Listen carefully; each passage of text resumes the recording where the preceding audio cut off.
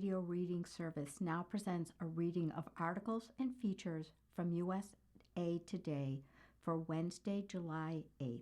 Your reader for this hour is Sharon. Our first article is entitled, U.S. Doesn't Deserve This Black Eye in World Cup. Trump's red card play adds insult to injury. The article is by columnist Nancy Armour. It is accompanied by a picture of Folarin Balogun's red card suspension was overturned after President Donald Trump asked FIFA to review the decision.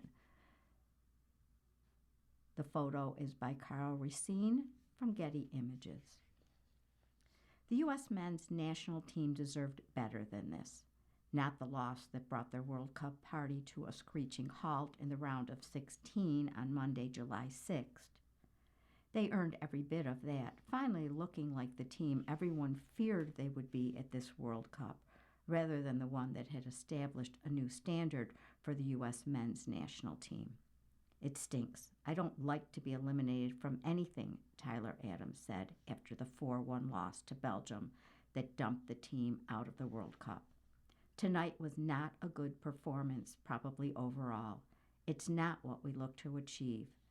There was a lot of things that we could have done better. When you concede goals that easily against a team of that quality and that caliber, it's going to be difficult. We gave them good chances, or even half chances, and they finished them. It was just a little bit too easy today. The U.S. men's national team was tentative and sloppy, very much not ready to go toe-to-toe with one of the big European teams, even one as vulnerable as Belgium has looked at this World Cup, and without two regular starters in Kevin De Bruyne and Jeremy Doku. The U.S. men's national team was on the back foot from the opening whistle and could never find their groove. Belgium made easy work of the U.S. defense and could easily have had another 2 goals in the first half alone. Even the jubilation after Malik Tillman's equalizer in the 31st minute quickly evaporated as Charles de Ketelaere scored his second goal of the night for Belgium 2 minutes later. Adams, Captain Tim Ream, and coach Mauricio Pochettino said the firestorm that raged around the team the past few days, though no fault of their own, wasn't a factor in their loss.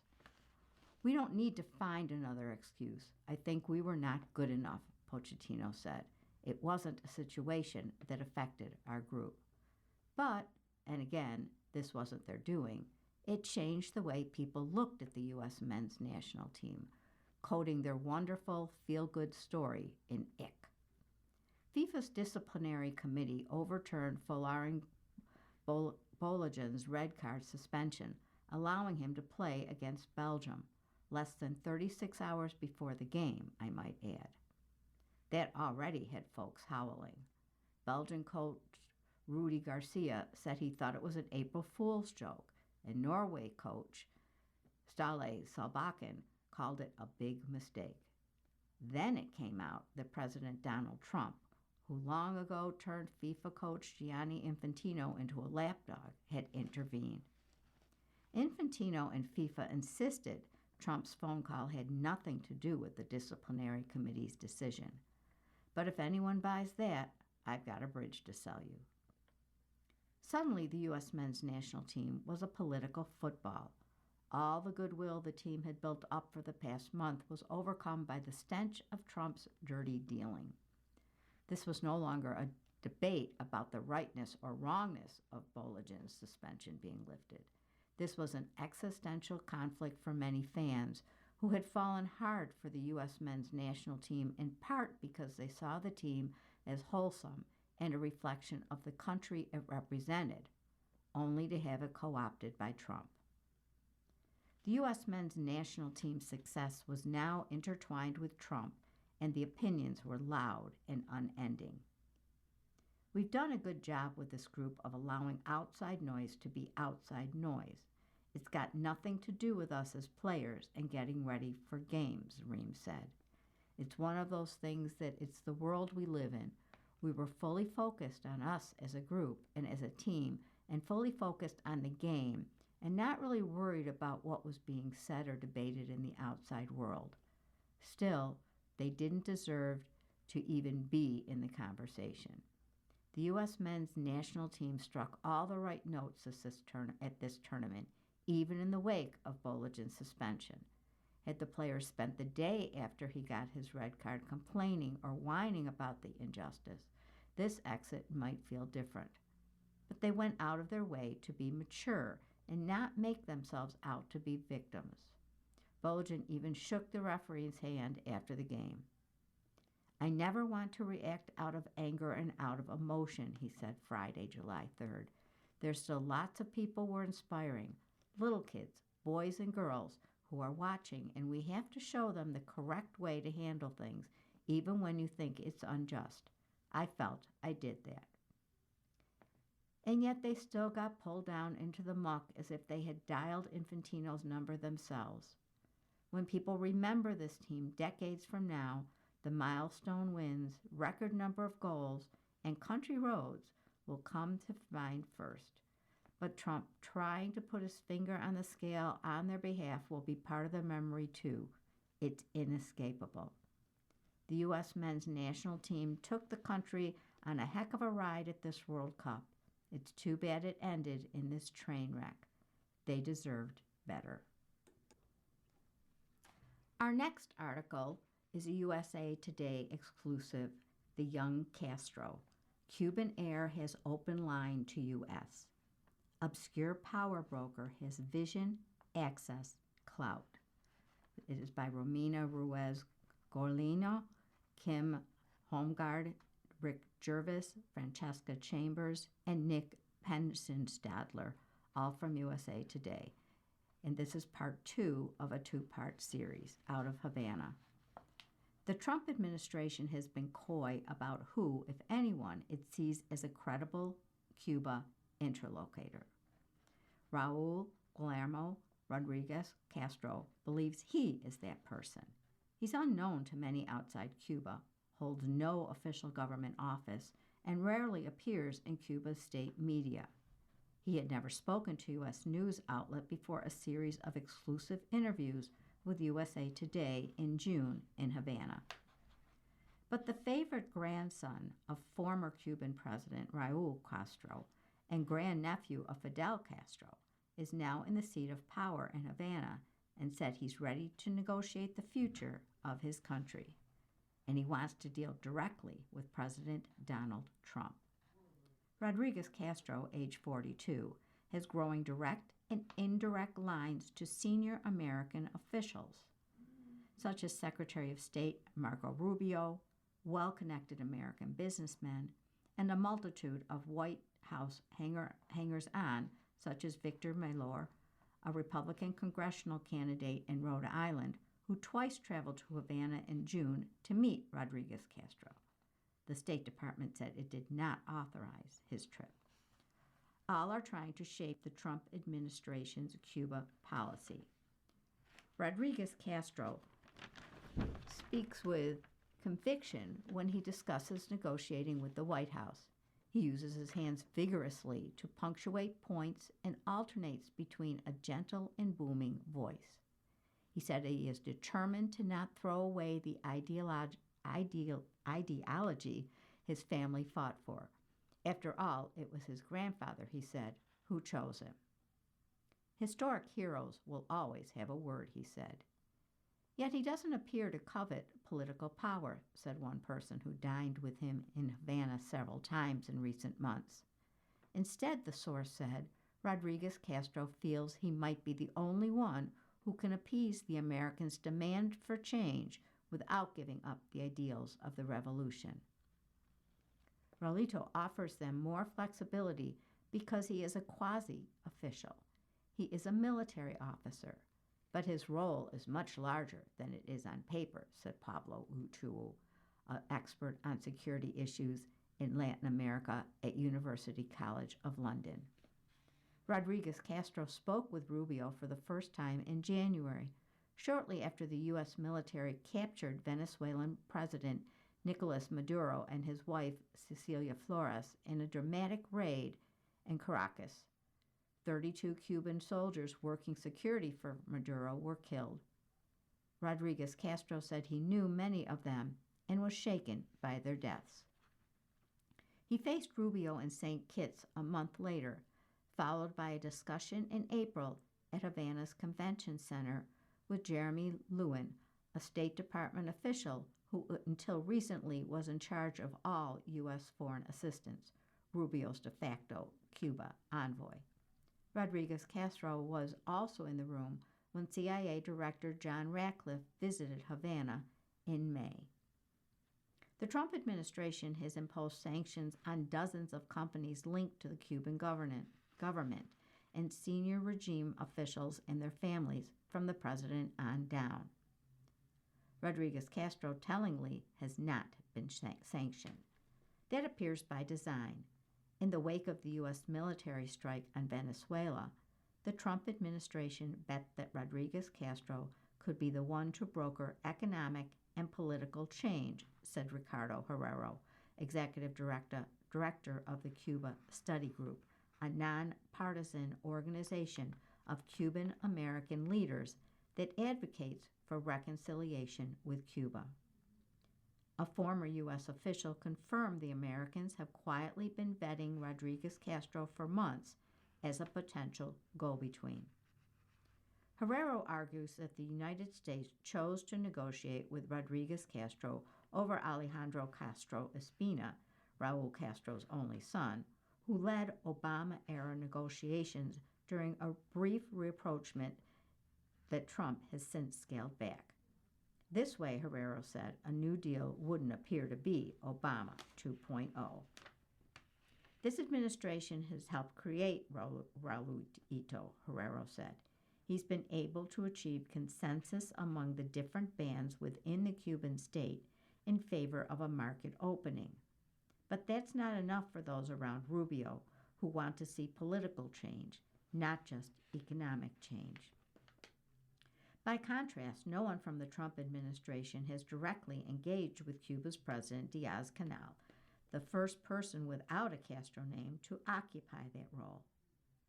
Rodriguez Castro insists he is in concert with Diaz-Canel, whom he affectionately calls Little Miguel, and they are on the same page. Cuba is holding up its end by undertaking what it considers significant and historic reforms to its state-run economy, Rodriguez Castro said. On June 18th, Cuba's leaders unveiled a plan, not yet ratified by its parliament, with more than 170 sweeping measures that would privatize a vast swath of its socialist economy, reforms Rodriguez Castro used his clout to push through. The most obvious concession is compensating Cubans and Americans whose assets were confiscated in the revolution. Rodriguez Castro also claims that despite what Rubio and the rest of the Trump administration say, Cuba is not a national security threat to the United States, nor a state sponsor of terrorism. He also said the country is willing, under the right conditions, to release people deemed political prisoners. Prisoners Defenders, a Madrid-based legal defense organization, puts the number of political prisoners in Cuba today at more than 1,200. The truth isn't an absolute, Rodriguez Castro said. The U.S. State Department publicly described Cuba's moves as window dressing. Rodriguez Castro witnessed his grandfather sign the accord with the Obama administration. He believes this makes him uniquely qualified for the current moment. Most important, Rodriguez Castro isn't his grandfather. In May, the U.S. Justice Department indicted Raul Castro for a 1996 incident when Cuban military jets shot down 2 Miami-based civilian planes. 3 U.S. citizens and 1 Cuban national were killed. Raul Castro was Cuba's armed forces minister at the time. The man in Hermes sneakers took a different approach to diplomacy. In mid-April, Rodriguez Castro sent a secret letter to Trump that resembled a formal diplomatic communication stamped with an official Cuban seal, according to two people close to the Trump administration, who weren't authorized to speak publicly. It was intended to be a back-channel missive. The letter outlined proposals for economic and investment cooperation, and it requested that the United States drop sanctions on Cuba. It cautioned that the Cuban government was ready to resist any U.S. military action. The plan hit a wall when it was intercepted by a Customs and Border Protection agent at Miami International Airport. The agent confiscated the letter carried by Cuban businessman Roberto Carlos Chamizo and sent him back to Havana. It is not clear whether Trump was ever made aware of its contents. Rodriguez Castro and Chamizo denied to USA Today that the letter was intended for Trump, but it is one of many signs he's trying to drag Cuba into a fresh U.S.-Cuba relationship. You're listening to a reading of today's issue of USA Today on the Niagara Frontier Radio Reading Service.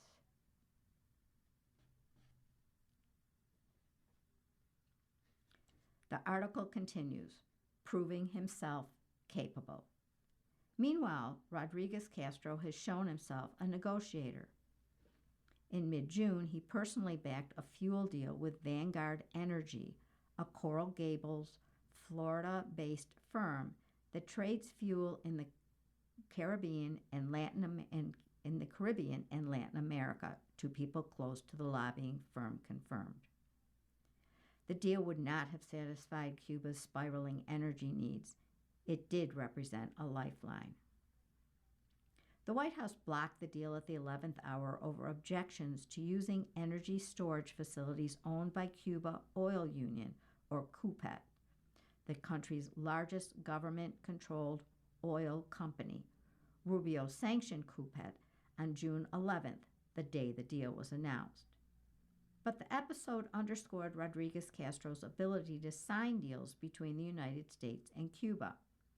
It also demonstrated that his influence is limited by the most senior U.S. decision-makers on Cuba, such as Rubio, who takes the general view that there is no such thing as a private sector in Cuba, according to a person familiar with the matter.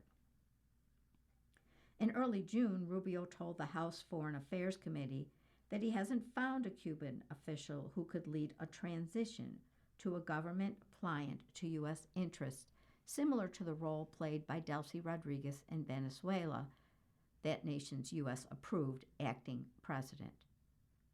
I really don't believe this system is capable of reform unless new people take over or a new mindset takes hold, Rubio said in his testimony. The Castros intend to pass down Cuba from one generation to the next like a family ranch, according to one person familiar with the Trump administration's views on Cuba. Some Cuba watchers are skeptical Rodriguez Castro could assume a leadership role in the official government. They argue Cuba's system of overlapping institutions is designed to prioritize consensus over individual leadership. One senior official familiar with Cuba's internal political dynasties agreed. He has no official position in their government. Cuban officials are very transparent on the people who represent the government, says Illinois Representative Jonathan Jackson, a progressive Democrat who visited Cuba in April to meet with its senior officials. Jackson does not see Rodriguez Castro as a significant U.S.-Cuba power broker. Raulito is powerful. He has access. He's someone the White House can talk to, but he can't operate outside Cuba's political framework, says Uchoa of University College London. There's also the question of what happens to Rodriguez Castro's authority when his grandfather dies. Raul Castro retained his power by his proximity to his brother Fidel. History shows family successions, whether in North Korea or Syria, tend to happen through rigid authoritarian control, with the transfer of power underwritten by whoever controls the military. Cuba's top military official, General Alvaro Lopez Miera, age 82, has been fiercely loyal to Raul Castro, with whom he fought alongside as a teenager during the Cuban Revolution. It's not clear what Lopez Miera thinks about his fellow revolutionary's grandson. Rodriguez Castro is the avatar for Raul Castro and holds a lot of power while his grandfather is still alive, said Maria Jose Espinosa, executive director of the Washington, D.C.-based Center for Engagement and Advocacy in the Americas. That connection got Rodriguez Castro in the room. He won't discuss details of his negotiations with Washington, but he is wise to the difficulties of the situation, he said, speaking from his grandfather's office, an office that is now his own. He was surrounded by beige pleathered armchairs gathered around low tables adorned with silk flowers. A painting of silhouetted galloping horses hung behind him, an appropriate motif for a man who counts hunting and riding among his hobbies. It was quiet inside the office, except for the steady hum of a window air conditioner. Beyond its walls, much of the building sat in darkness. Lights had been switched off to save electricity amid fuel shortages that have gripped Cuba since the beginning of the year.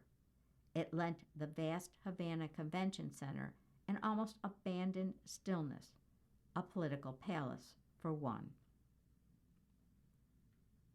The article continues, in Havana, echoes of Fidel. Rodriguez Castro entered through the back door of El Antijo restaurant in Old Havana several days later, flanked by bodyguards. Again, he wore light blue skinny jeans, this time with a tight white Dolce & Gabbana t-shirt and matching designer sneakers. A DJ played dub lounge music as Rodriguez Castro tucked into a leather sofa in the third-floor cigar room, a restaurant where the Cuban dish ropa villa costs 4,200 pesos, about two-thirds of what most Cubans earn in a month. It's where he recently met with businessman Malor, the aspiring Rhode Island lawmaker. He urged the waitress standing at attention to sit. No cigars were smoked, but Rodriguez Castro held court for more than 5 hours, evoking Fidel Castro's long late-night meetings. Outside, Old Havana's dark streets stretched for miles. Cubans strolled along El Paseo del Prado promenade in the inky night, desperate to escape the stifling heat of their homes. They clustered around hotels, searching for a Wi-Fi signal for their smartphones. El Floridita and Sloppy Joe's, tourist destinations made famous by American novelist Ernest Hemingway, sat dark and shuttered. Inside, Rodriguez Castro sipped an Aperol Spritz, then moved on to a California red wine not on the menu. Fidel taught him to drink wine, he said, as he munched on fried pork chunks squeezed with lime. By the end of the night, Rodriguez Castro was singing a Nicky Jam song a cappella. His vision for Cuba, he said, is so much prosperity it's hard to imagine.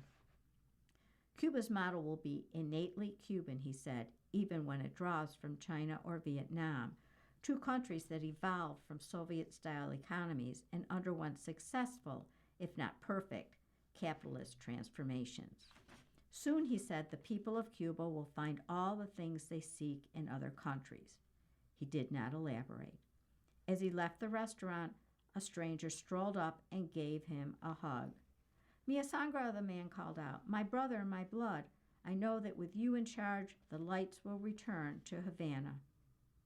It's clear Rodriguez Castro is a major player in an unfolding drama with an outcome that has eluded every American president since 1959, a new dawn for Cuba. Rodriguez Castro may or may not ascend to the very top of Cuba's official power structure. He may not be able to make the deal both sides want, but in one sense, he's already in charge. In meetings with senior Cuba officials, they defer to him. When he enters a hallway, people stand at attention. At a restaurant, his table is the only one occupied. And when he walks down the street, Cubans stop what they're doing and follow Rodriguez Castro with his eyes. Romina Ruiz Goriana, executive editor of Investigations and Storytelling for USA Today, reported from Havana. And the article is accompanied by a picture of Raul Guillermo Rodriguez Castro, a picture of acting U.S. Attorney General Todd Blanche announcing the indictment of former Cuban President Raul Castro in Miami, and a picture of the blackouts that have plagued Cuba's capital, Havana, amid a U.S. blockade that has cut off fuel for the island. Our next article is entitled Plattner Weighs Future of Senate Bid After New Sexual Assault Allegation. The party urges the Maine Democrat to withdraw. The article is by Terry Collins, Margie Cullen, and Zachary Schmiel from USA Today.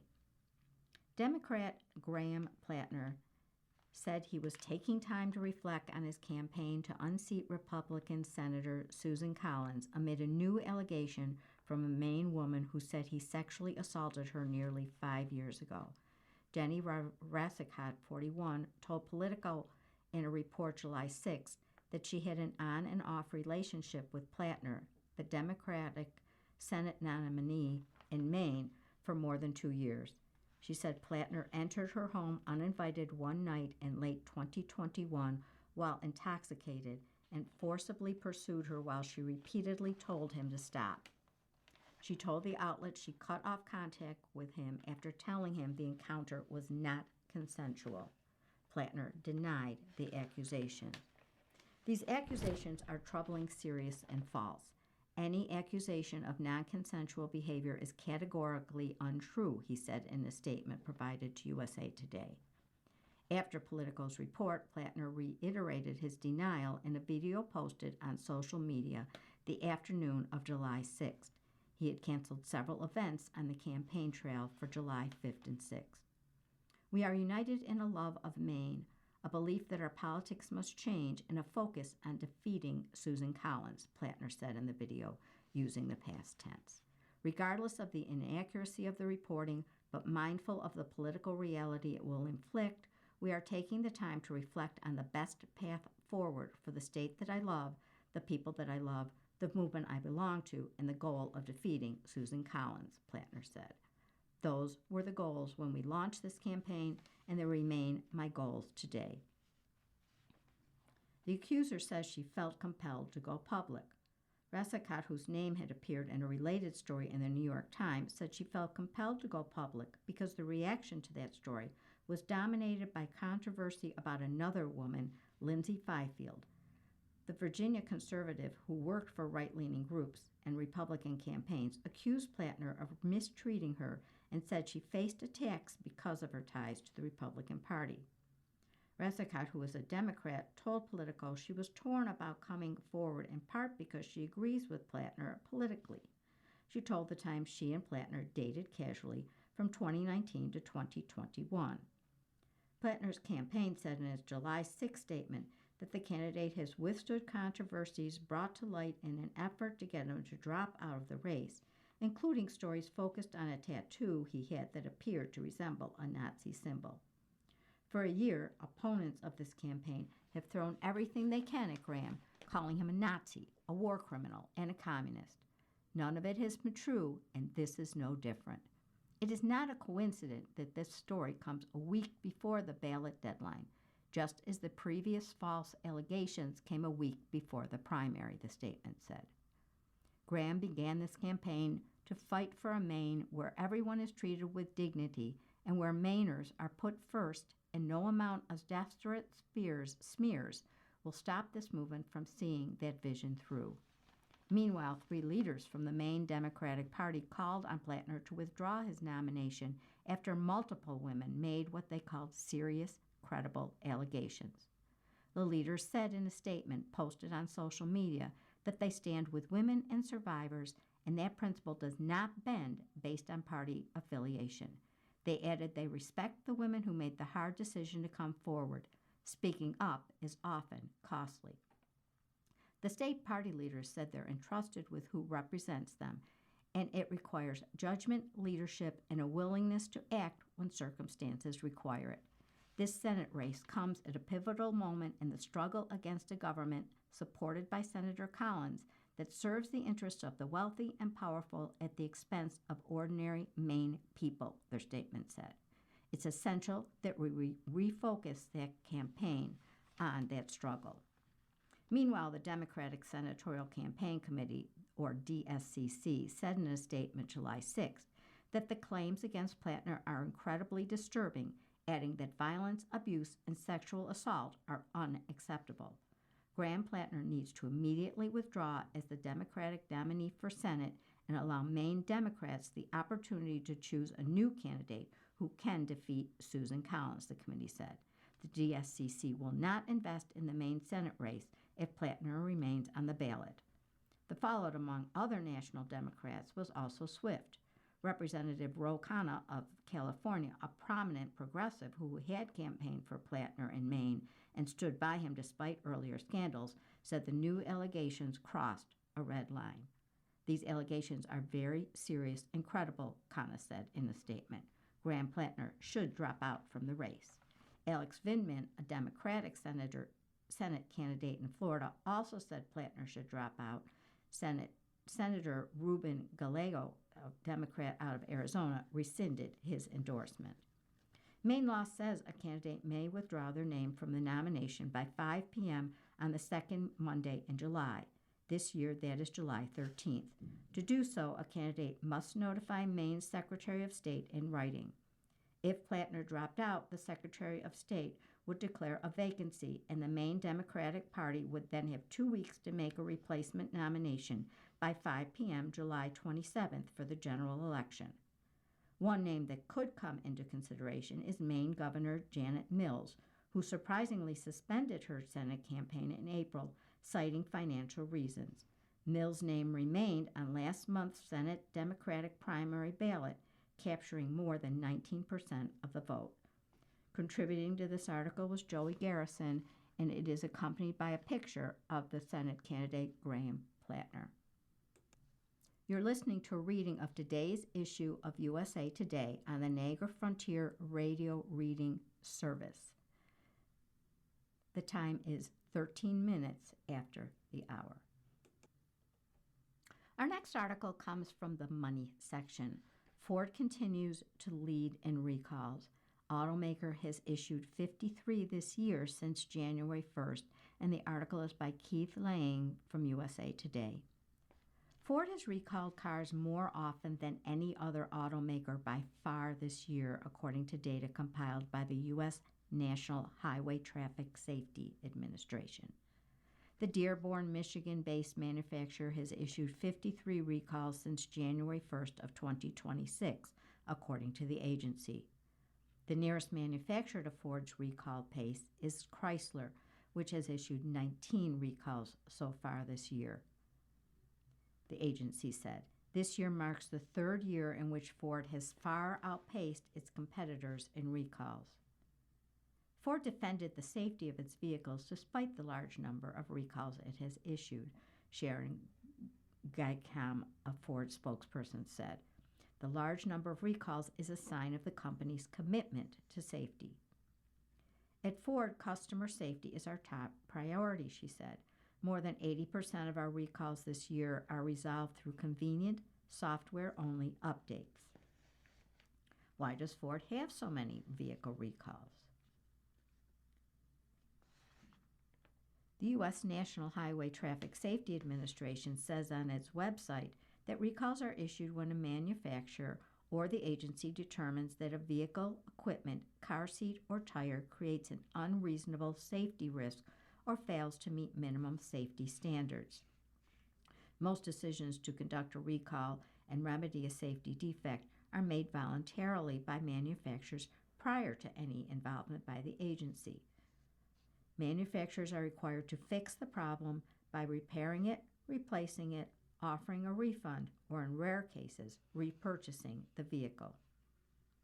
Michael Brooks, executive director of the Washington-based Center for Auto Safety, which advocates for stringent regulation, said Ford likely leads among U.S. car manufacturers on recalls because it remains subject to the 2024 consent order they agreed to with the National Highway Traffic Safety Administration, which engaged an independent third party to oversee their recall issues, required safety expenditures, and cited Safety Act violations. Ford's recall numbers started creeping up to significant levels right about the time the consent order was in the works, Brooks said. This has resulted in Ford far outpacing other vehicle manufacturers in number of recalls for 2024, 2025, and 2026. Is my Ford car safe to drive? Ford's recalls so far in 2026 have impacted more than 12 million cars, although there is often overlap among models and model years on various recalls. The company sold 2.2 million cars in 2025, which was up 6% over its 2024 sales of a little over 2 million cars. Ford officials insisted that their cars are safe to drive, despite the large number of recalls the company has issued. Gaham, the Ford spokesperson, attributed the company's recall challenges to the number of older vehicles it still has on U.S. roads. The Highway Traffic Safety Administration says the average age of a car on U.S. roads is almost 13 years old. Gaham also noted that the company has made improvements to its production process on newer vehicles in recent years. While our overall recall volume is high, more than 90% of them are for older vehicles built between 2013 and 2020, she said. Quality improvements on newer vehicles helped reduce our warranty costs by $500 million in 2025 versus 2024, and helped earn us our best Consumer Reports reliability ranking in 15 years, along with the most segment winners of any brand in the J.D. Power 2025 Initial Quality Survey. We are still committed to building on this strong momentum, continuously raising our standards to deliver the world-class quality and peace of mind our customers expect, Gaham said. What are Ford's biggest recalls this year? Ford's largest recall this year was a February callback that impacted 4.3 million cars that had trailer lights or brakes that could malfunction and cause drivers to possibly lose control of their trailers and decrease visibility of trailers to other cars on the road. Ford said the recall impacted certain 2021 to 2026 F-150s, 2022 to 2026 F-250 SDs, F-350 SD, F-450 SD, F-550 SD, Maverick, 2024 to 2026 Rangers, 2023 to 2026 F-600 SD, 2022 to 2027 Lincoln Navigator, Expedition, and 2026 E-Transit vehicles. Here are the rest of the top 5 biggest recalls Ford has had this year. An April recall that impacted 1.3 million cars that Ford said were at risk of unexpectedly downshifting into second gear, which the company said could result in a loss of vehicle control and increased crash risks. A March recall that impacted nearly 900,000 cars that Ford said had an incorrectly displayed rear view image that could reduce drivers' views of the rear of their vehicles. A March recall that impacted nearly 850,000 cars that Ford said had rear view cameras that could fail to display a rear view camera image, which could decrease drivers' view of the rear of their vehicles. And a June recall that impacted more than 741,000 cars that Ford said had parking system damage that might result in a vehicle rollaway. How can you check if your car has an open recall? You can check if your car has any open recalls by entering your vehicle identification number, or VIN, or make and model on the National Highway Traffic Safety Administration website. Check for recalls, vehicle, car seat, tire, equipment at NHTSA. You can also call the service center at your local dealership to check for potential recalls. Our next article is entitled Some Steps to Take When a Vehicle's Engine Overheats. It's by Charles Singh, the Nashville, Tennessean USA Today Network. Extreme high temperatures can make driving and car ownership more difficult, particularly when you're dealing with mechanical issues. Several states can experience triple-digit temperatures during the summer, making car reliability issues exhausting and potentially dangerous, depending on the type of part failure or mechanical problem. One of the worst issues that drivers can experience in high temperatures is overheating while on the road. Overheating can render your vehicle completely immobile, leaving you stranded on busy streets and highways. Here's what you should do if your car overheats during a summer scorcher. Steps to take if your car is overheating during the summer. One first step you can take if your car is overheating during the summer is to turn up the heat and pull over to a safe location. This may sound strange considering the weather and the state of your vehicle, but Jiffy Lube recommends cranking the heat if your car is overheating to help divert heat away from the engine. Since your car's mechanical components are mostly metallic, they can heat up quickly, becoming dangerous to handle or observe. Once you're parked safely, cut off the engine to let it cool. Monitor your vehicle's engine cooling temperature gauge to see when you can safely pop the hood to inspect the issue. When you pop your hood, if you observe a major coolant leak, lots of steam coming from the engine bay, or an empty coolant reservoir, the next step is to get your vehicle towed to a mechanic. Even if your vehicle's engine has cooled enough for it to operate, driving with an overheating issue could cause severe and costly damage. What causes cars to overheat? There isn't just one simple reason a car overheats, but there are a few parts and fluids that are commonly associated with overheating. One of the main reasons many cars overheat is a coolant leak. A leak from hoses, the radiator, or the car's thermostat housing could leave the vehicle without enough coolant to pull heat from the engine. Another common reason for overheating is a thermostat issue. A car's thermostat is a valve near the radiator and engine that regulates engine coolant flow. If your engine overheats, your car's thermostat could be stuck closed. Water pump and radiator issues could also cause a car to overheat. Ultimately, fixing an overheated car isn't something the average driver can do without the proper tools and materials.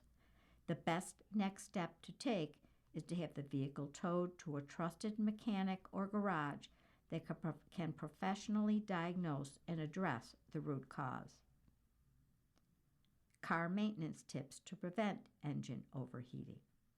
You can't always prevent overheating, but there are some steps you can take to avoid it in certain situations. Maintaining proper coolant levels is one way to keep your car's mechanical components in good shape. Changing engine oil regularly is another way to keep your engine cool. Engine oil dissipates heat and prevents friction. If you're comfortable cleaning your car's radiator and inspecting hoses for leaks, you can also prevent engine temperatures from becoming unmanageable. If your car overheats this summer on an extremely hot day, take the proper precautions to avoid any injuries and prevent further damage to your vehicle's major mechanical components. An engine that runs too hot in the summer can be a major inconvenience, but it doesn't have to lead to engine damage. You're listening to a reading of today's issue of USA Today on the Niagara Frontier Radio Reading Service. Our next article is entitled Tesla Sells Glut of its EVs to Help Boost Sales. Automaker sold more than it made in the second quarter. This article is by Keith Lang from USA Today.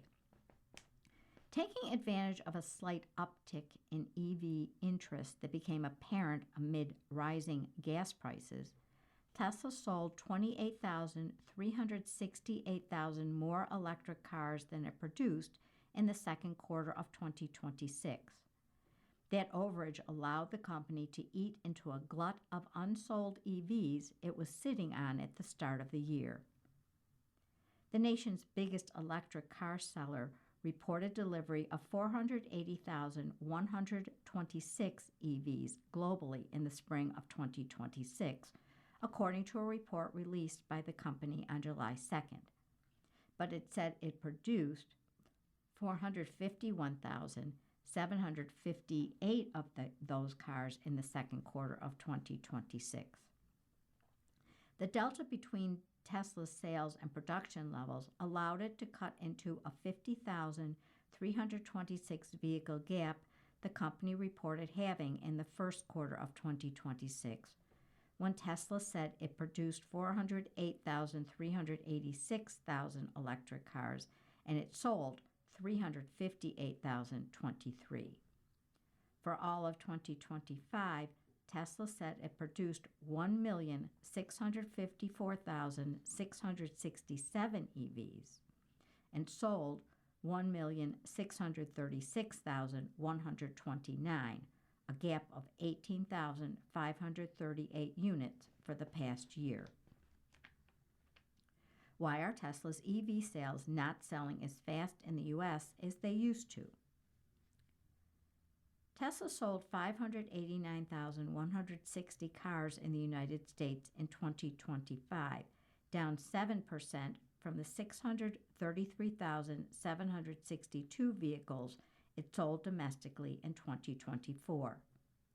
The drop occurred despite the fact that overall EV sales represented 9.6% of U.S. auto sales in 2025, which was only a 0.6% decrease from 2024 levels, according to the Alliance for Automotive Innovation. Tesla attributed the challenges it faced in 2025 to near-term uncertainty from shifting trade, tariff, and fiscal policy in a presentation to investors after the third quarter of 2025. Industry analysts also noted the impact of Tesla's bombastic CEO Elon Musk's work with President Donald Trump and staunch conservative political stances on the sales performance of the company's cars.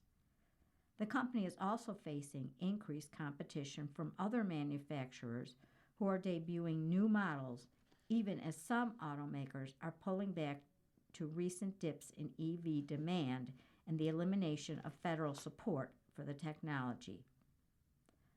According to a November 2025 Yale University study, Tesla sold 1 million to 1.26 million fewer vehicles between October 2022 and April of 2025 than it otherwise would have without what the study's authors dubbed the Musk partisan effect.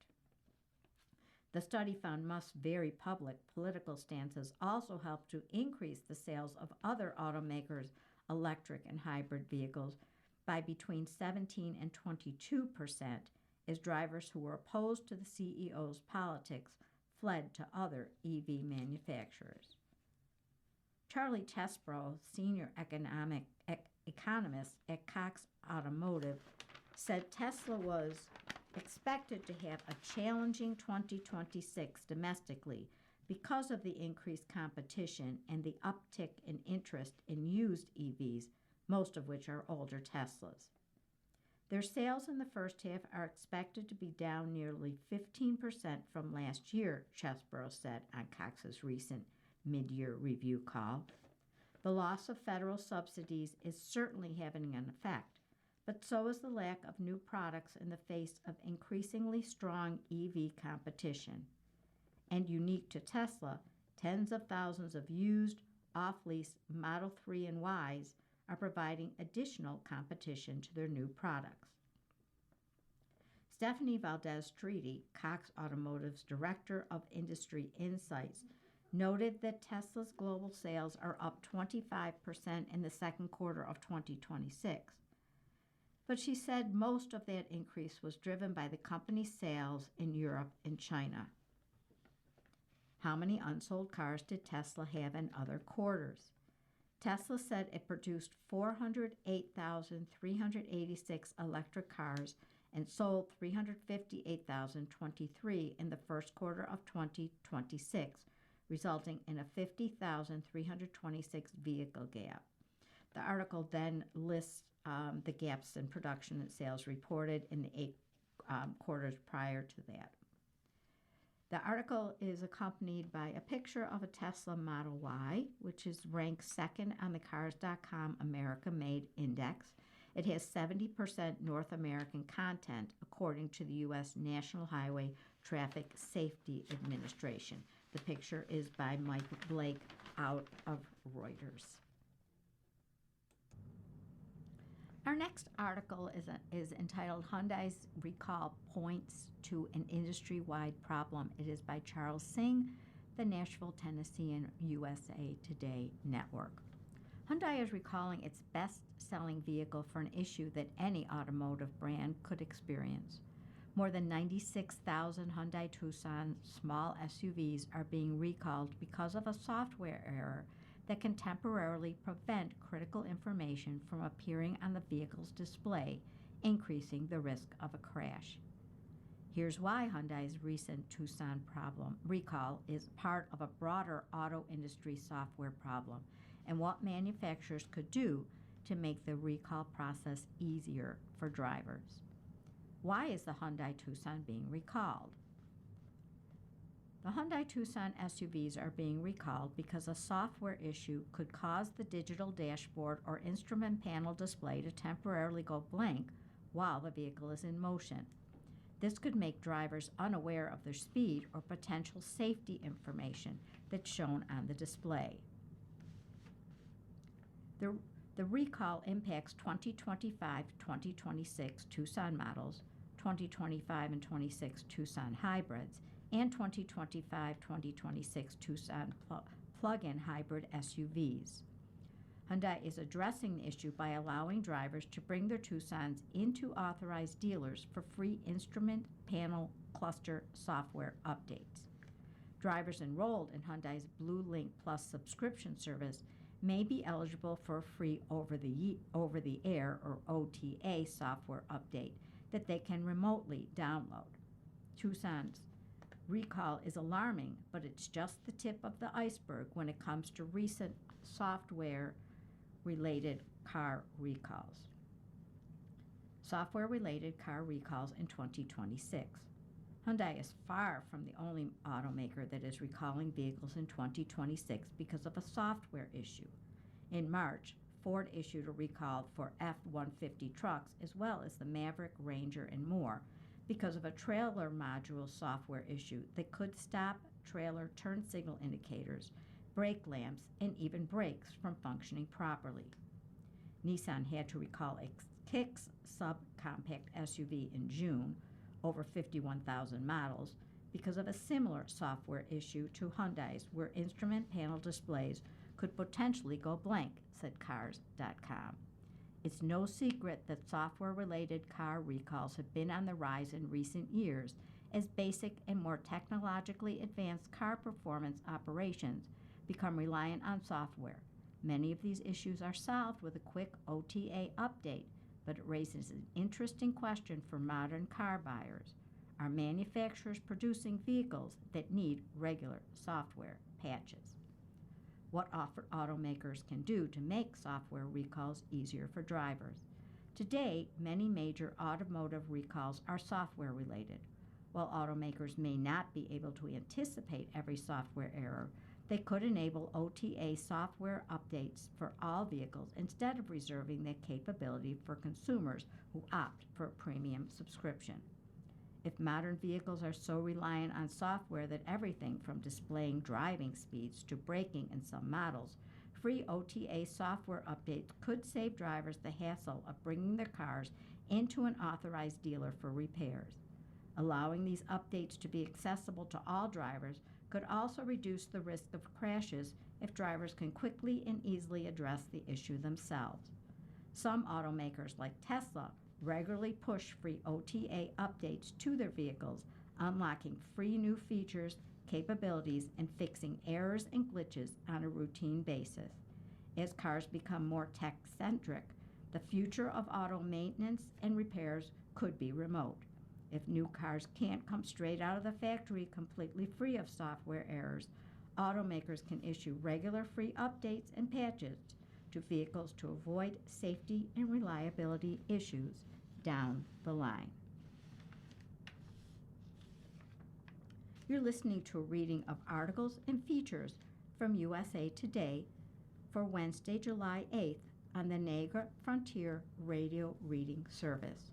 We'll return for more readings after this short break. Your reading for this hour has been Sharon. You're listening to the Niagara Frontier Radio Reading Service. As of this year, our agency has broadcast more than 300,000 hours of radio readings. Volunteer radio readers read newspapers, magazines, and books to area people who are blind or have a print disability, who are provided reading radios. Radio Reading's broadcast signal is provided at no charge by WNED. Radio Reading broadcasts from studios at 1199 Harlem Road in suburban Buffalo. Please let others know about Radio Reading. It's your service. For more information on the Niagara Frontier Radio Reading Service, call 716-821-5555.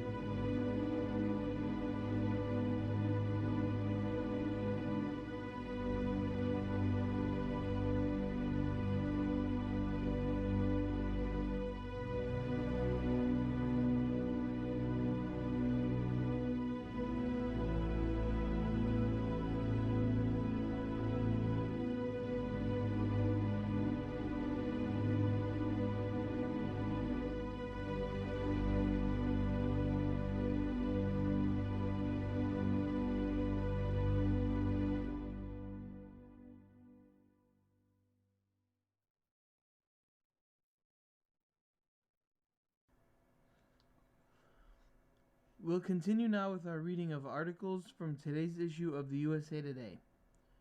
Your reader for this hour is Brian Ledwazek. In sports, Belgium suddenly turns USA's dream to nightmare. By Jordan Mendoza. From Seattle. The electricity was off the charts. Drums were beating. Red, white, and blue smoke filled the Seattle streets. Decibels skyrocketed.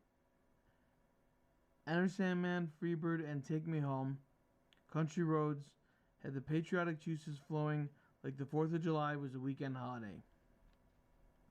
From Pike Place Market to Lumen Field, July 6th was a full-on party in Seattle. United States men's national team supporters partied and readied for the next major step in its soccer growth. Whether it was longtime supporter or hopping on the bandwagon, everyone was all in on it. The renewed American dream of World Cup glory, all happening right at home. It wasn't long for that dream to turn into a nightmare, and one an entire nation couldn't escape. We'll continue now with our reading of articles from today's issue of the USA Today. Your reader for this hour is Brian Ledwazek. In sports, Belgium suddenly turns USA's dream to nightmare. By Jordan Mendoza. From Seattle. The electricity was off the charts. Drums were beating. Red, white, and blue smoke filled the Seattle streets. Decibels skyrocketed. Enter Sandman, Freebird, and Take Me Home, Country Roads, had the patriotic juices flowing like the 4th of July was a weekend holiday. From Pike Place Market to Lumen Field, July 6th was a full-on party in Seattle. United States men's national team supporters partied and readied for the next major step in its soccer growth. Whether it was longtime supporter or hopping on the bandwagon, everyone was all in on it. The renewed American dream of World Cup glory, all happening right at home. It wasn't long for that dream to turn into a nightmare, and one an entire nation couldn't escape. Today wasn't a good day, said midfielder Tyler Adams. What was on the cusp of happening quickly turned into what could have been, with Belgium playing the boogeyman for millions of Americans who dared to fantasize about the U.S. becoming the next major player in soccer by eliminating the host nation in the round of 16 with a dominant 4-1 victory. There, it took only 120 seconds for Belgium to put pressure on the American defense, and although it didn't result in a score, there was a noticeable shift in the atmosphere. Belgium only needed 7 more minutes to affirm that thought, when Charles de Canelaere turned the entire U.S. defense into an additional 11 spectators who just watched the Red Devils toy with the home team and kick all of that enthusiasm right out of the stadium. We really started a poor way, said coach Mauricio Pochettino. You could feel the instant energy shift after Belgium's first goal. Thousands of people suddenly stunned. Home teams give up the first score of a game all the time. It hardly results in a team getting rattled immediately. This, however, was different. Belgium was tactically dominating the U.S. from the get-go. It was like the defense getting 3 straight sacks to force a punt, then the running back plowing over the star linebacker before the quarterback delivered a dot to an open receiver. Just about whatever Belgium wanted to do, the U.S. was forced to succumb. Then there was the glimmer of hope. Malik Tillman brought the jolt with another perfectly placed free kick to tie it up at 1-1. The energy is back. Here come the Americans with the dream still alive. All for just 61 seconds, when de Canelaere and company made the U.S. men's national team look silly to retake the lead again and suck the life out of the field once again. The roughly final hour of action was just the U.S. and its fans desperately trying to find an ounce of juice, something, if anything, to bring the excitement back, grasping at straws to not let the dream fade away. Instead, it went into true nightmare fashion in the second half. When absolutely nothing went right, a major howler from goalkeeper Matt Fries put Belgium up 3-1 and cemented that there would be no happy ending coming from this. Romelu Lukaku rubbed more salt into the wound in the 3rd minute of stoppage time, just in case the night wasn't torturous enough. We did press. We put them in some difficulties, said Belgium coach Rudy Garcia. The goalkeeper might have made a mistake because we pushed him to. Belgium's pure dominance from the jump threw the U.S. men's national team entirely off its game, and what gave it a taste of its own medicine. What made the USMNT so successful throughout the round of 32 was how quickly the attack formed, and succeeded, scoring first in all 4 matches and doing it in the first half. Then in one of the most important matches in its history, the U.S. never held the lead. We didn't see much of that pressing, the aggression, the passion, what we saw in the previous game, said Captain Tim Ream. A lot can be made about how much of the disappointment the match was for the U.S. and a nation on the brink of a soccer breakthrough, but it's not like it's entirely self-inflicted. Belgium came into the tournament ranked in the top 10, and after a sluggish start to the tournament, found its rhythm just in time to power into the third quarterfinal appearance in the past 4 World Cups. That momentum has made it for a brilliant display that the U.S. men's national team, unsure exactly how everything just fell apart. We gave them good chances, or even half chances, and they finished them, Adams said. It was just a little bit too easy today. Confusion for one side, and plenty to be happy for the other. We are hardly satisfied tonight, Garcia said.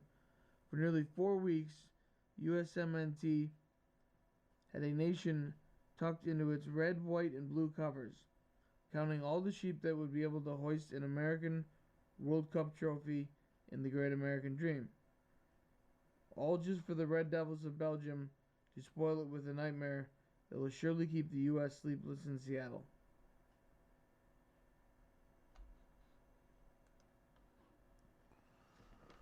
U.S. men's national team goalkeeper feels despondent after mistake, by Seth Vertelny. From Seattle. U.S. men's national team goalkeeper Matt Freese was despondent after his error against Belgium helped endure his team's World Cup elimination. The U.S. trailed 2-1 early in the second half of the World Cup round of 16 match July 6th when disaster struck out of the back. Freese came out of the box to cut out a long pass and chested the ball down. But with Charles de Ketelaere putting pressure on, the goalkeeper finally hesitated. De Ketelaere blocked Freese's attempt pass to the ball, deflected right to Hans Van Aken, who finished from long range with Freese out of the net. Belgium's third goal took the wind out of the USMNT's sails. Down 2 goals, the U.S. never again looked like it would recover and conceded a late fourth in the devastating 4-1 defeat to end the Americans' tournament. Freese, of course, was far from the only culprit of the night.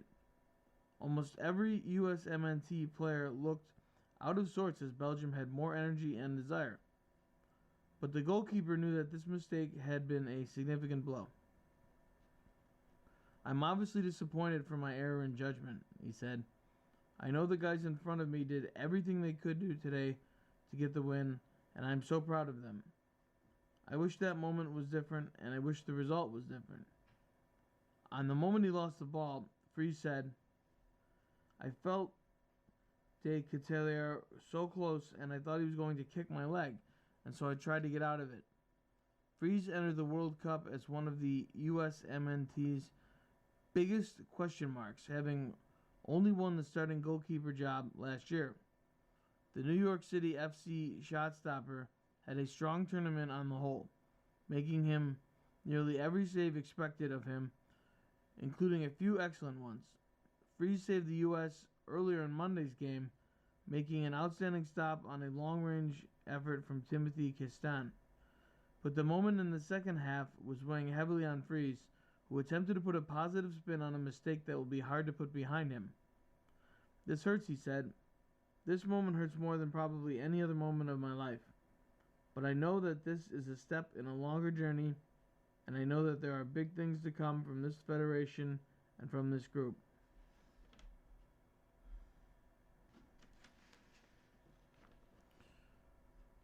Pochettino addresses his future with the USMNT, by Seth Vertelny. From Seattle. U.S. men's national team head coach said he is, quote, so happy in his current position following the USMNT's elimination from the World Cup. The USMNT's World Cup journey ended with a thud on July 6th as Belgium dominated Pochettino's side 4-1 at Ludman Field in the round of 16. Pochettino's contract is up at the end of this World Cup, and he has been widely expected to move on after this tournament.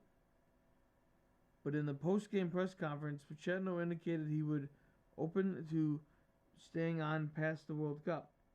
Now, because we're talking with the Federation, to rest a little bit, to think, to have conversation, and then to see is the Federation from us, the Argentine said. But I'm so happy. I think we built a very good relationship. But now is not a moment to talk about that. I think now is a moment to assess the tournament. For sure, in the next weeks, we can start to talk. The Argentine came on as the head coach in the fall of 2024, taking over from Greg Berhalter after the U.S. failed to get out of the group stage at the Copa America on home soil. Mauricio Pochettino became the winningest manager for the United States men's national team in the World Cup when he won 3 games in the 2026 tournament. The side won 2 matches in Birch play and then beat Bosnia-Herzegovina in the round of 16. He passed Bruce Arena and Robert Millar, who each had 2 wins. But a report in The Atlantic last month said that before this tournament, U.S. Soccer offered Pochettino an extension that would take him through the 2030 World Cup. However, the report said the coach and the staff wouldn't make any decisions until after the 2026 tournament. That's in line with Pochettino told reporters at a roundtable last month when he said he is open to making a decision staying with the U.S. but is not rushing to make the decision. Now we're focused on the World Cup. Then if we want to stay, we have months to talk, or days or weeks, because it's 4 years until the next World Cup, Pochettino said in late June.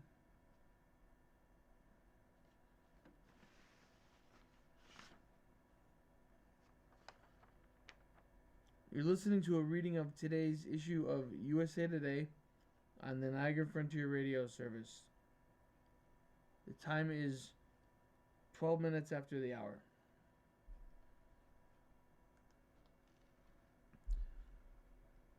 Overturn This. Belgium Gets Snarky by Victoria Hernandez. Belgium's got jokes. The Red Devils clapped back at the United States after winning the World Cup round of 16 match 4-1 at July 6th on Lumen Field in Seattle. Moments after the final whistle, the Belgium national team posted photos on social media of Romelu Lukaku holding a hand to his ear and celebrating with teammate Timothy Castagne after scoring his late goal in the match. The images came with a witty caption. "Overturn this," the post said on an Instagram and X. The team was referring to FIFA overturning Florian Balogun's red card the day before the match. Balogun was booked for the penalty in the United States round of 32 win over Bosnia-Herzegovina. The punishment for a red card is that the player is ejected and then suspended for the team's next match. However, because FIFA rescinded the red card, Balogun, who was the United States' leading scorer with 3 goals in the tournament, was allowed to play. The organization's decision was met with fierce criticism. Royal Belgian Football Association officials decried the ruling, saying they were astonished to hear the news. Red Devils manager Rudy Garcia compared the motion to April Fool's. UEFA, the governing body of European football, also expressed great concern that the integrity of the game was at risk, officials saying they were in disbelief such an unprecedented, incomprehensible, and unjustifiable decision. FIFA denied Belgium's appeal to have the decision reviewed. The controversy around the red card was heightened when it was revealed that United States President Donald Trump contacted FIFA President Gianni Infantino to discuss the matter. Both Trump and Infantino defended the move, saying in separate comments that the U.S. president did not influence the decision. "All I did, I asked for a foul review because I didn't think it was a foul," Trump told reporters on July 6th in the Oval Office. Infantino released a statement on July emphasizing that FIFA's disciplinary committee operates independently, a principle he said he will always uphold. On this matter, I did receive a call from President Donald Trump, just as I received calls from heads of state, government officials, football stakeholders, and business executives from around the world on many different issues, he said. Belgium took a jab at Trump during the game. In celebration of Lukaku's third goal, they ran into a huddle of teammates. They held their fists at their hips and pumped their fists in rhythm with their hips. It was the same dance that Trump does when he expresses excitement. The president is known for his signature alternating fist pump and swaying hips move, which has become known as, quote, the Trump dance. It is also sometimes included a golf swing. Since first becoming a key mark of his 2024 presidential campaign, the Trump dance has been popularly recreated by world leaders and athletes alike. The game was a rematch of the 2014 World Cup round of 16, where Belgium beat the United States 2-1. Belgium will now face Spain on July 10th in the quarterfinals. Belgium had its best finish, third place in the 2018 tournament.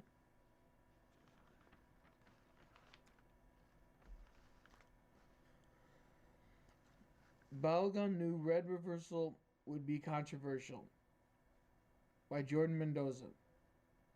From Seattle. Even though he said he had no involvement with the decision, United States men's national team player Folarin Balogun wasn't surprised about the controversy surrounding his sudden availability to play in the round of 16. Balogun was cleared to play against Belgium after a one-game ban was dealt as a result of a red card in the round of 32 against Bosnia-Herzegovina was lifted, a shocking move from FIFA. After the USMNT was eliminated from the World Cup with a 4-1 loss July 6 to Belgium, Balogun spoke to the situation for the first time since he was allowed to play. When the decision's overturned, of course it's going to be controversial, he told reporters. So for me, it's something that didn't really surprise me too much. But as a player, my job is to get out there and focus on my job. According to FIFA rules, a player who earns a red card in the World Cup must sit out the next match, regardless of what it was. Balogun said he accepted the decision and expected to miss the round of 16, but one day before the match, FIFA announced that the suspension would not be in place against Belgium. While already controversial, the decision reached another level when President Donald Trump revealed he pushed FIFA President Gianni Infantino to reverse the suspension. With the political influence the decision may have had, Balogun said all he knew was he wasn't going to play until he could be in action with, quote, not too much else I could say on the matter. I had to respect this protocol. I didn't know a lot about it. As I said, I accepted the decision when it was given, the red card, and I accepted the decision when I was allowed to play. I didn't have any involvement in the process, and that's something that has had anything to do with me personally, Balogun added. Belgium Soccer Federation expressed disappointment in the ruling, and coach Rudy Garcia telling reporters a few hours after the decision he thought the World Cup was in July, not April. It's now April Fool's, he said. We're not defending the national football team or the federation. We're defending football. There was wonder if there would be any animosity between Belgium members and Balogun, but nothing egregious unfolded on the pitch. After Belgium's victory, Garcia and Balogun met and congratulated the winning coach. While Garcia appreciated the gesture and encouraged the American striker to be proud of his performance. It's not his fault. He's not the one to blame, and I told him that, Garcia said. Nearly every U.S. player and coach Mauricio Pochettino were asked if Trump's involvement in the decision loomed over the team, since it created a firestorm that turned the attention away from what was going on in the field. The idea it played a role and the dominant Belgium win was mostly dismissed, but Pochettino did say he was frustrated and disappointed with the narrative. In a personal way, I feel so disappointed with too many people because they can put politics into this, he said.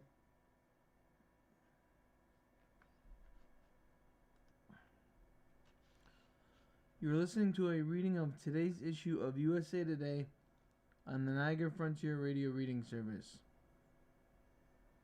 The time is 20 minutes after the hour. LeBron ending with Cavs is the expected boring end. By Robert Ziglinski. Allow me to be blunt for a second. Amidst the latest hoopla concerning another LeBron James free agency, whiteboard on a podcast and all, I find the entire spectacle laughable at best. As the latest report suggests, James is clearly telegraphing a storybook ending with the Cleveland Cavaliers, where it all began for the living legend. He is clearly manufacturing one last team choice saga of sorts that will look up glitzy and dramatic for his apparent upcoming documentary, which will be chronicling what many believe to be the final season of his NBA career. As fun as it is to think about James teaming up with Nikola Jokic and Jamal Murray on the Denver Nuggets, or Anthony Edwards and Rudy Gobert on the Minnesota Timberwolves, these are way too obvious pipe dreams. Something like that would only happen when pigs fly. Barring something coming out of left field soon, a Cavaliers uniform will likely be the last NBA jersey James ever wears. And while I get James likely back to his roots to finish his basketball career on his terms, he's earned that right more than anyone I can remember. I can't help but feel extremely disappointed by all of this. James going back to the Cavaliers is anticlimactic. He's already made a glorious return to Cleveland. He brought the franchise its only championship, the city of Cleveland's only major championship in the last 6 decades, while also engineering one of the greatest comebacks in sports history. Outside of an extended farewell tour, which is probably what James wants more than anything else, he has nothing left to accomplish as a Cavalier. The chosen one, so to speak, the kid from Northeast Ohio, already delivered what he was supposed to. Because I can tell you one thing, a 42-year-old James is not going to win Cleveland and help James Harden win an NBA title. There are reasonable asks, and there are Herculean tasks. I'll let you make a safe guess about carrying Harden to a Larry O'Brien trophy qualifies as. Wouldn't it be awesome to watch James bring out every last drop of his ability during this new high-level role-playing stage of his career? Wouldn't it be more fun to try to become the first NBA player to win a championship with 4 different franchises? Wouldn't it be a fitting cherry on top of the face of the player empowerment era? The superstar who earned and owned his own career and individual journey more than anyone else in basketball history, to become a beloved legend in one more city? Wouldn't it be wonderful to see the GOAT take on one more seemingly impossible challenge? If anything could give the king a storybook ending, it'll be adding one more feather in his cap. Of course, it's still reasonable and logical that James may no longer make decisions contingent on basketball. I don't begrudge him for doing something like riding off into the sunset without pushing himself too hard. He is technically part of all this noise. He is above it. That doesn't mean I can't find this final free agent extravaganza of what is so predictable and so boring. What a shame.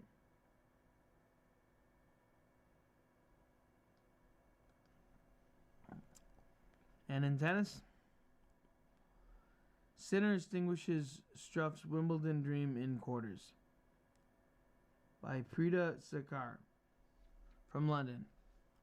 Champion Yannick Sinner ended one of the feel-good stories at this year's Wimbledon when he teamed big serving German warrior Jan-Lennard Struff in 4 sets to reach the semifinals. In his 47th Grand Slam appearance, Struff had become the oldest man in professional era to reach his first major quarterfinal at the age of 36. Any hopes the world number 74 might have harbored of extending that run were muffed out in brutal fashion by the Italian top seed. Struff had served 100 Thunderbolt aces to reach the quarterfinals and fired down 12 more missiles on Tuesday, but all that firepower did little to throw Sinner off of his stride. A break for the 6-5 lead in the first set was enough for the Italian to bag the set. And when Struff held the point in the 10th game of his last second, Sinner maintained the laser focus to produce an unreturnable serve. Danger over, and Sinner, who has failed to add to his Grand Slam tally since his triumph at the All England Club 12 months ago, steamed through the tiebreak before reaching the 10th major semifinal when Struff banged a service return long. Sinner will face either Novak Djokovic or Felix Auger-Aliassime for a place in the final. Goff beats Pegula to reach Wimbledon semis for first time.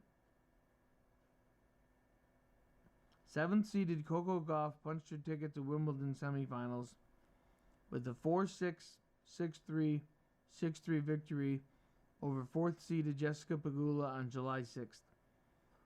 Gauff recorded her 4th consecutive 3-set win and registered 17 aces en route to dispatching her former doubles partner in 1 hour and 48 minutes at the All England Club. A two-time major champion, Gauff reached the semifinals for the grass court for this Grand Slam for the first time in her career. Her opponent on July 9th will be number 10 seed Karolina Muchova of the Czech Republic, a 7-6, 6-4 winner against number 14 Naomi Osaka of Japan. Honestly, pretty insane. Considering I hadn't won a match on grass in 2 years before this tournament, I'm definitely just really happy with how I played today, Gauff said in her post-match interview. Jess is an incredible opponent and person. Playing against her is never easy. I'm just happy to get through this one today.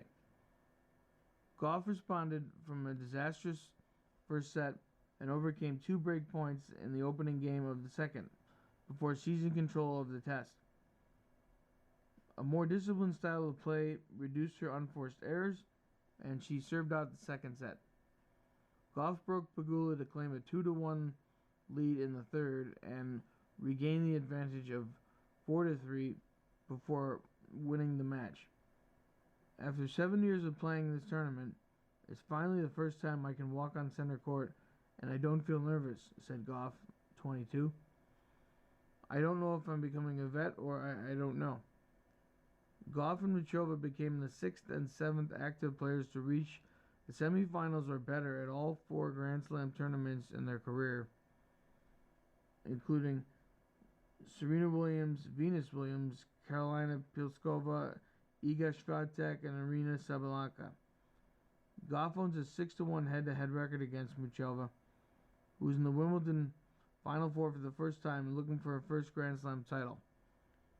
Muchova won the most recent meeting in the 3 sets on clay in the Stuttgart quarterfinals in April.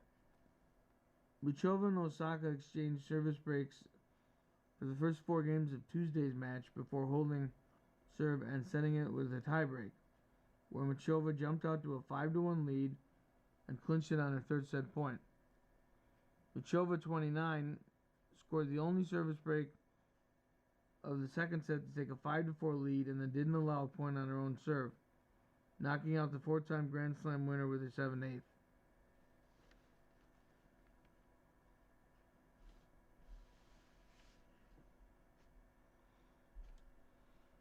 You're listening to a reading of today's USA Today on the Niagara Frontier Radio Reading Service. The time is 30 minutes after the hour.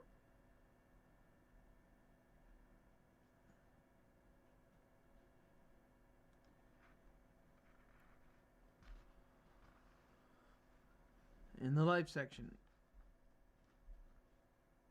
from streaming television, Elle bids emotional farewell to James Van Der Beek. by Aaron Jensen. Warning, the story contains spoilers from Season 1 of Elle, now streaming on Prime Video in its entirety. The vibrant pink word of Elle is brighter thanks to James Van Der Beek. The actor portrays Dean Wilson in the Legally Blonde prequel series, now streaming on Prime Video. The series' 8-episode debut season tells a classic fish-out-of-water story following high school junior Elle Woods, played by Lexi Minetry, as she adjusts to moving from Bel Air to Seattle after her dad, Wyatt Tom Everett Scott, gets a new job. For those asking what? Like it's hard? It very much is. Reese Witherspoon, who originated the role of the Brainy Blonde in 2001 feature and its 2003 sequel, serves as an executive producer. The role of Dean, a mayoral candidate and school superintendent, is Van Der Beek's last. Dean is introduced in the 3rd episode, which is dedicated to the late actor who was known for capturing teenage angst in Dawson's Creek and Varsity Blues. Van Der Beek was diagnosed with stage 3 colorectal cancer in August 2023 and died on February 11th at the age of 48. He is survived by his wife Kimberly, whom he wed in 2010, and their 6 children. Before the credits roll out on the 3rd episode of Elle, bubblegum text dictates the chapter, in loving memory of James Van Der Beek. Dean appears throughout the season while campaigning.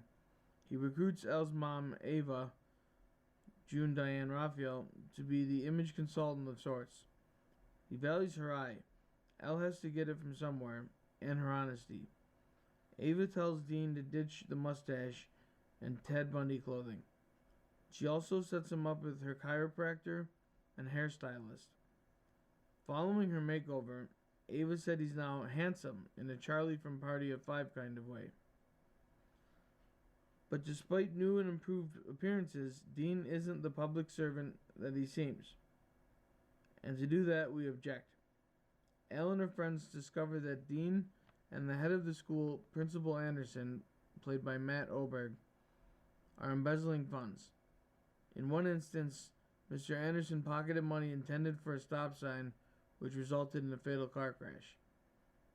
When confronted by Ava, Dean apologizes and explains, "A guy like me doesn't stand a chance against an incumbent like Mayor Mike McAllister without funding." Van Der Beek previously told USA Today that his diagnosis reinvigorated his love for his profession. For a minute I thought, you know what? I don't need acting. I don't need it the way I did it before, he said during an interview in the summer of 2025. I'm very, very happy just doing this here with my family. And then when I got cancer, I realized I have to tell stories. Acting really is a passion. Writing is a passion. And I need to feed that.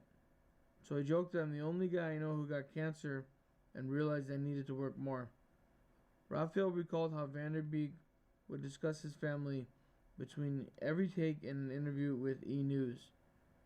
Between every setup, between every small pause in filming, he'd tell me about his kids and about all of their different lives and dislikes and where they were in their lives, Raphael shared. I was so blown away by what kind of dad he was and how in love with his wife he was.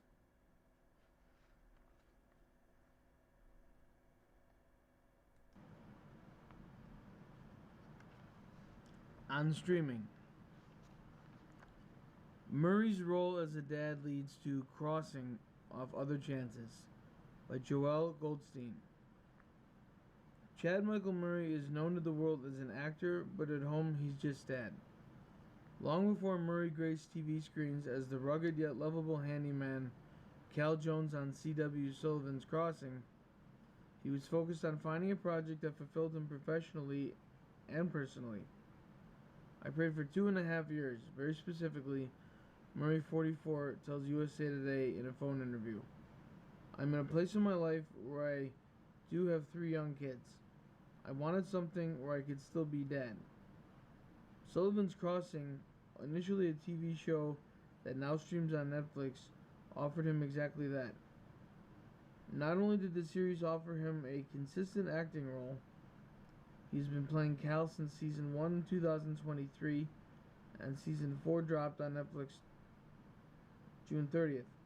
But it also shoots in Nova Scotia, near his family's home in Buffalo, New York, allowing him to be present to his wife, San Rumor, and their kids. To do something in this current climate that we were in place felt like home. We got totally immersed in the community, Murray says. A loving, wonderful community. I coach my son's football team up here.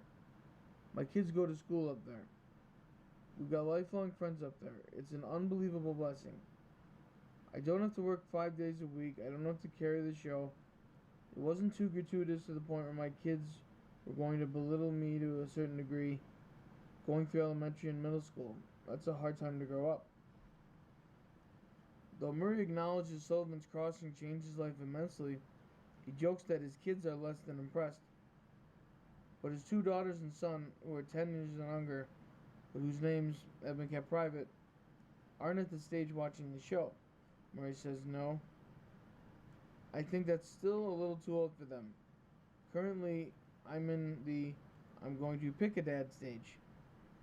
They loved Freakier Friday. My daughter loved the Cinderella story. So we've got that going. Murray's career has included roles of iconic films and TV shows. Besides Freakier Friday and A Cinderella Story, he's known for One Tree Hill, Gilmore Girls, Freaky Friday, and House of Max, amongst others. But these days, he has bigger things to consider when selecting a role. The other night I was watching National Treasure, and then The Vampire Lestat came on afterwards on AMC. It was one of those shows where I was like, oh, at a different time in my life, it would have been a show that I would totally dive into, Murray says. But I don't need my kids going to school and the other kids going, I saw your dad on that show last night. Wow. I don't want them hanging with that. There were 2 rather good projects this year. But just like, no, he says, I can't. I finished the script going, no, I can't let it happen. The kids don't need this type of trauma. And then, what if they're like, hey, what are you working on? Another important consideration for Murray, I'm the kind of guy who takes my work home with me, he says. If I do dark material, it hangs on me for a while. It took a while, maybe a month to shake off Outlaws and Angels after I got done filming that movie. And my son was a baby. I remember for a month. It was just weighted. For Murray, nothing is more important than soaking up the brief time he gets with his kids before they get older. I want to be dad that comes home with that light. I want them to remember me that way, he says. You only get these kids for such a small period of time in your life. And then we'll transition to the next period will be bizarre, weird, cool things. And then we'll be like, right now, this is awesome.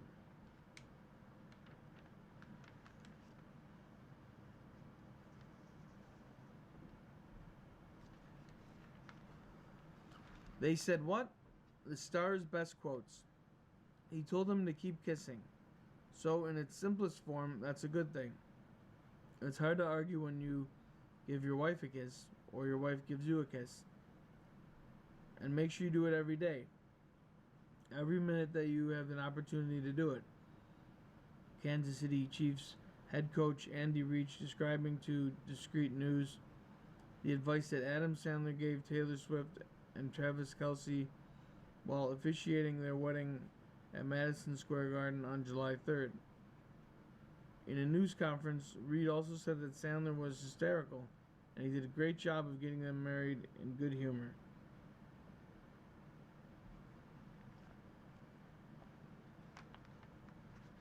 It's your birthday. Who's celebrating today? Actor Jeffrey Tambor turns 82. Actor Kim Darby, 79. Actor Angelica Houston, 75. Actor Kevin Bacon, 68. Actor Robert Knepper, 67. Singer Joan Osborne, 64. Actor Rocky Carl, 63. Actor Billy Cudriff, 58. Singer-songwriter Beck, 56. Actor Milo Ventimiglia, 49. Actor Lance Gross, 45. Actor Sophia Bush, 44. Actor Maya Hawke, 28. Actor musician Jaden Smith, 28.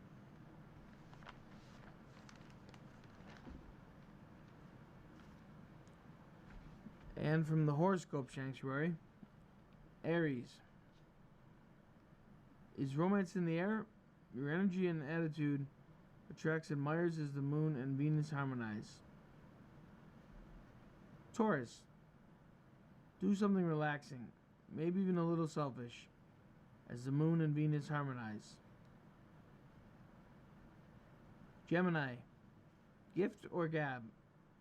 You're in the mood to yap as the moon and Venus harmonize. Sharing is caring. Cancer. Making an appropriate business request? Ask and you shall receive as the moon and Venus harmonize. Leo. Considering a costume change? Experiment with your look as the moon and Venus harmonize. Virgo. Indulging in a romantic nostalgia? As the moon and Venus harmonize, you've been imagining what was, or what might have been. Libra. Looking for uncomplicated love? You'll get it as the moon and Venus harmonize. This cosmic weather delivers easy sweetness. Scorpio. You won't feel much like working as the moon and Venus harmonize. That's okay. Schmoozing can get you further now. Sagittarius. Put work on pause as the moon and Venus harmonize. Today is all about having fun. Capricorn. Don't be afraid to wear your heart on your sleeve today. A loved one needs to know you care. Aquarius. Pleasantly overstimulated? The way to your heart is through your mind, as Venus and the moon harmonize. Pisces. Making the right connections? Networking is your task, as the moon and Venus harmonize. Seek out those who share your values. You're listening to a reading of today's issue of USA Today on the Niagara Frontier Radio Reading Service. Time is 43 minutes after the hour. Okay, back to sports. Cowboys player who died by suicide diagnosed with CTE. By Jack McCuskey. Former Dallas Cowboys defensive end Marshawn Kneeland has been diagnosed with stage 1 chronic traumatic encephalopathy, CTE. Kneeland, who died by suicide at 24 years old in November 2025, was diagnosed posthumously by researchers at Boston University's CTE Center, according to a press release from the Concussion and CTE Foundation.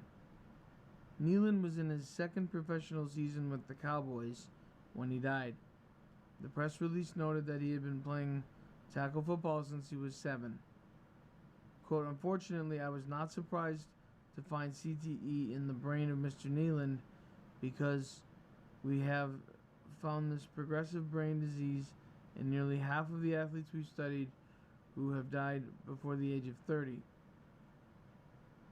CTE can only be diagnosed after death, with no specific symptoms tied to the disease present while a victim is alive.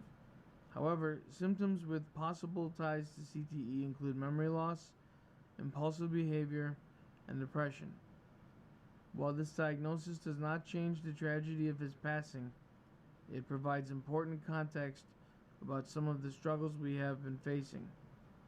Kneeland's family said in a statement, "We share this information to help people understand what NFL and other high-raising contact sport athletes might be struggling with. Raising awareness is important to us. We continue to remember Marshawn with compassion for the final moments of his life, for who the person he was, rather than defining him by just those final moments of his life." What happened to Marshall Neyland? Neyland died early in the morning on November 6th, according to statements from the Cowboys and Jonathan Persley, his agent and friend. He was 24. The Frisco, Texas Police Department released a statement on November 6th saying that they responded to a safety request to assist the Texas Department of Public Safety to locate a car that had evaded state troopers during a pursuit. Troopers discovered the car crashed on Dallas Parkway with signs that its driver, later identified as Neyland, apparently fled on foot. Neyland was found deceased early in the morning, November 6th. The Collin County Medical Examiner's Office later determined that Neyland died by suicide.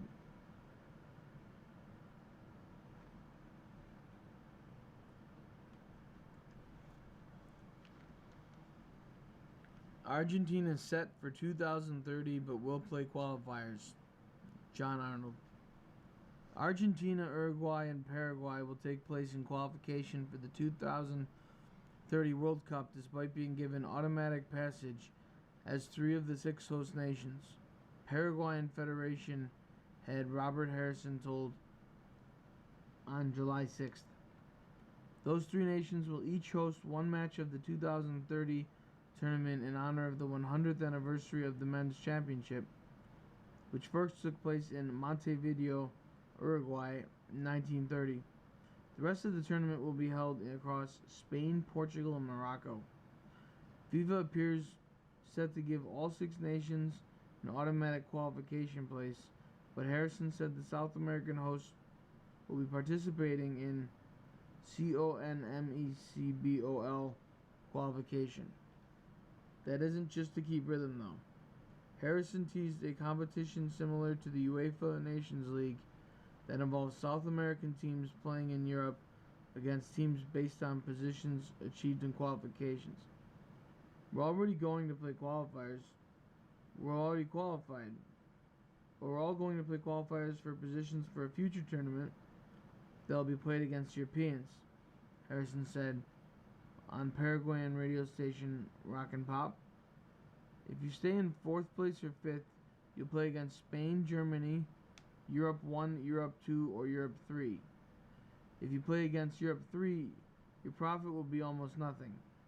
If it's against Europe 2 more or Europe 1, it's much more.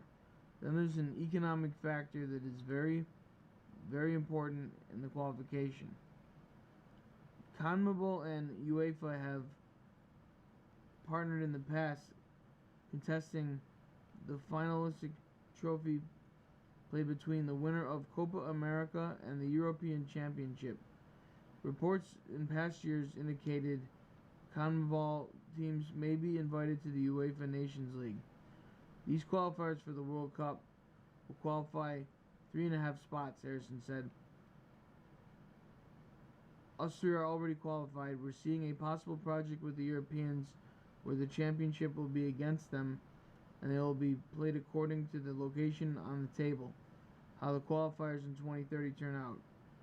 While the plans are for the South American trio to host one match, President Alejandro Dominguez, who is Paraguayan, has pushed FIFA to expand the World Cup field to 64 teams from its current 48. With that to happen, Harrison said, Paraguay would host a whole group stage rather than just one game.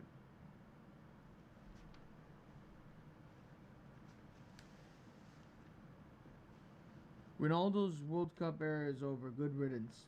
By Nancy Armour. Much will be said about Cristiano Ronaldo as he leaves the World Cup for the last time. Some will talk of his records and his longevity, the first man to score in 6 consecutive World Cups. Others will relent his World Cup career ending without the ultimate prize, never having gotten further than the quarterfinals after Portugal's loss to Spain on July 6th in the round of 16. Still, others will count Ronaldo's many accolades, including 5 Ballon d'Ors that are second to only Lionel Messi's 8. Truth be told, there will be those who won't be sorry to see him go, having long tired of his arrogance and histrionics. Ronaldo has faced sexual assault allegations. There's another darker part of Ronaldo's legacy that deserves discussion too, but it's almost certain to be glossed over. During his illustrious career, Ronaldo was accused of sexual assault on at least 2 separate occasions, in England in 2005 and in Las Vegas in 2009. He was never charged and has always publicly denied doing any wrongdoing.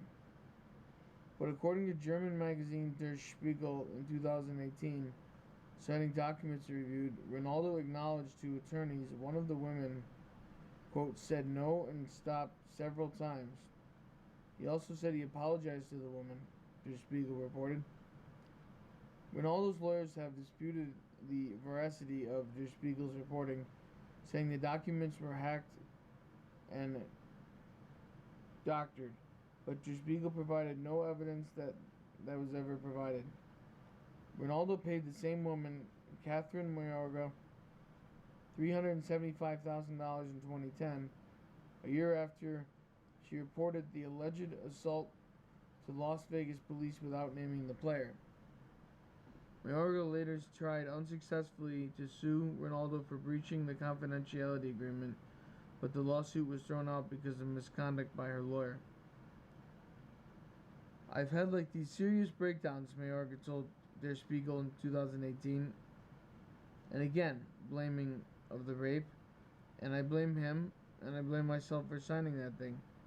And Ronaldo, he's gone on living his life. He's been the highest paid athlete in the world for 4 years in a row, according to Forbes, making an estimated $300 million in the last year alone.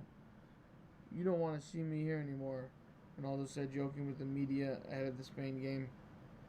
The day will come, but look, I'm going to be honest with you. No matter what happens tomorrow, Cristiano will leave here with the conscience clear. But not 100%, 1,000%. You know why? In life, in soccer, I've given everything I have. There are women who will have a little less charitable view of what he's done. Ronaldo is not the only one. Ronaldo is hardly the first athlete to be accused of brutalizing a woman. During the World Cup alone, Morocco captain Achraf Hakimi was ordered by a French appeals court to stand trial on rape charges against Ghana midfielder Thomas Partey. Missed the Black Stars game in Toronto and was denied entry into Canada because he is facing rape and sexual assault charges. Also, Cape Verde captain Ryan Mendes is under investigation in New Zealand for sexual assault. Japan's Kaisho Sano was arrested for sexual assault in 2024, but the charges were dropped after he reached an out-of-court settlement with the woman. None of those players are in Ronaldo's stratosphere, however.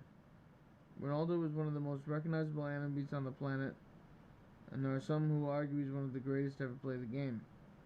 Not making it to the World Cup final and scoring of 1 goal in 10 knockout games should be the defining answers to that argument, but I digress.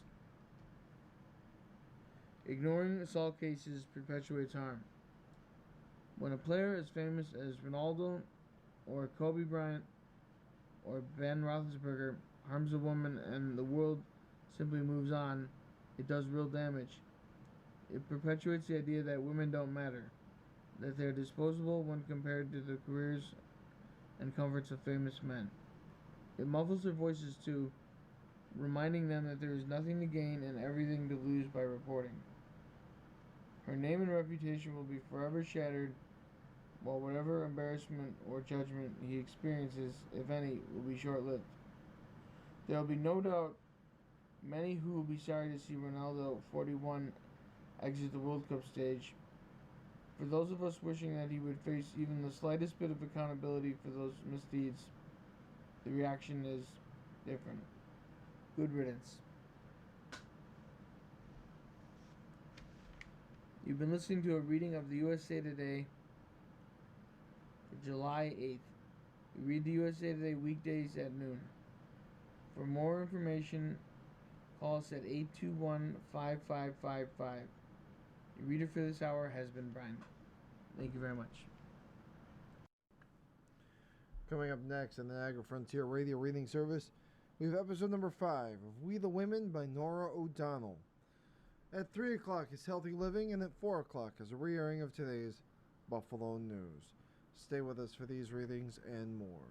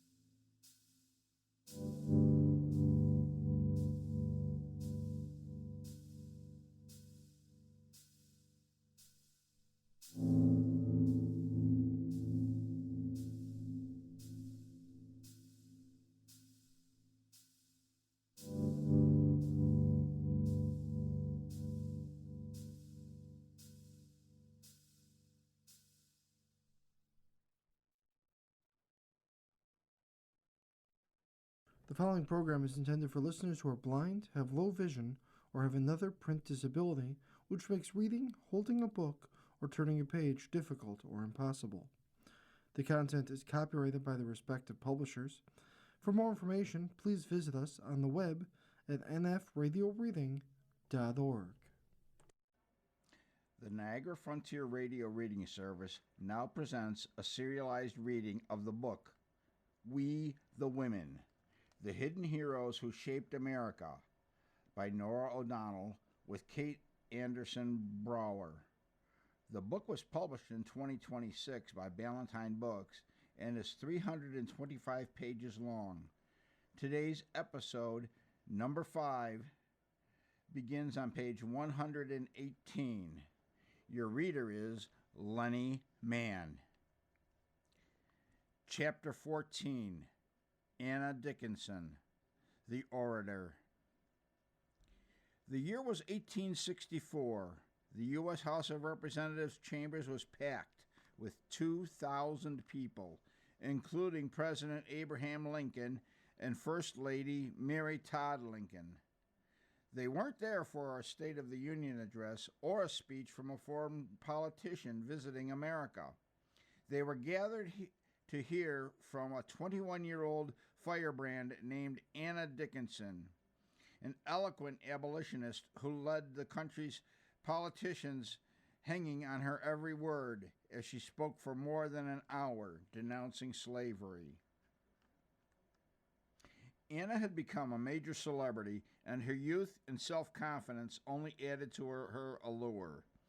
She was nicknamed America's Joan of Arc because of her passionate speeches.